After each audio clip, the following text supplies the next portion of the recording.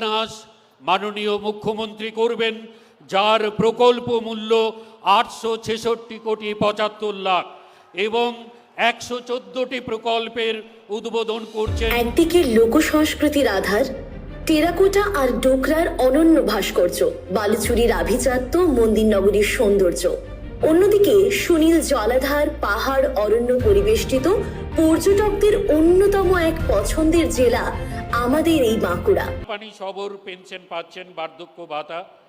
লক্ষ্মীর ভান্ডার মা বোনেরা কোথায়? একটু হাত তুলুন দেখি। মনে রাখবেন, লক্ষ্মীর ভান্ডার যারা এখন 500 টাকা পাচ্ছেন, 1 এপ্রিল থেকে আমরা বাজেটে ঘোষণা করেছি ওটা 1000 টাকা করে পাবেন 500 টাকার বদলে।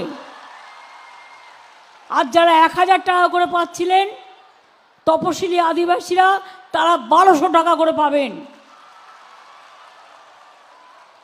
আর এই টাকাটা জিন্দেগি ভর পাবেন, যতদিন জীবনে বাঁচবেন। 60 বছরে শেষ হবে না, যেই 60 বছর হয়ে যাবে ওটা ওল্ড এজ পেনশনে লক্ষ্মীর ভান্ডার 2 হয়ে যাবে। যেমন কন্যাশ্রী 1, 2, 3 আছে, সেরকম কোনো দিন মা বোনদের কাউকে হাত পাততে হবে না, আপনারাই আপনাদের হাত খরচা নিজেরা চালিয়ে নেবেন।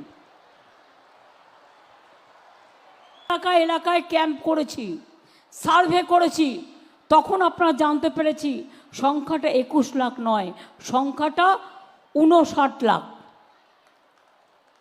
তাই তো, 59 লাখ। এবং 59 লক্ষ লোককে কাজ করিয়ে শ্রম দান করে তাদের পয়সা দেয়নি, তারা গরিব লোক, তাদের বঞ্চিত করেছে, আদিবাসীদের বঞ্চিত করেছে, বাউরিকে বঞ্চিত করেছে।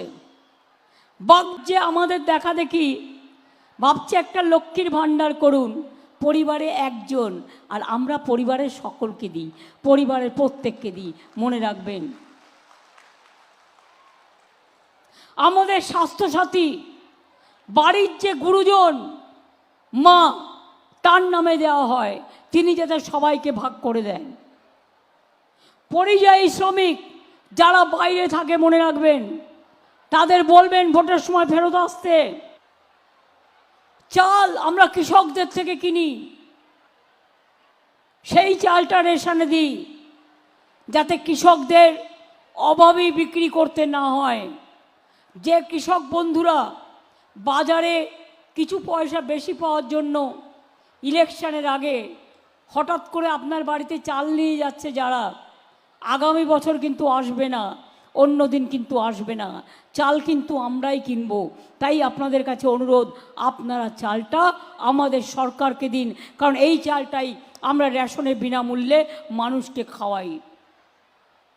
আমি ডিএমদেরও বলবো, এগ্রিকালচার ডিপার্টমেন্টকেও বলবো, দরকার হলে এরিয়ায় গিয়ে মোবাইল ভ্যানে করে দাঁড়িপাল্লা চালের বস্তা ওরা টেনে আনতে পারে না, এলাকায় এলাকায় গিয়ে কালেক্ট করতে হবে।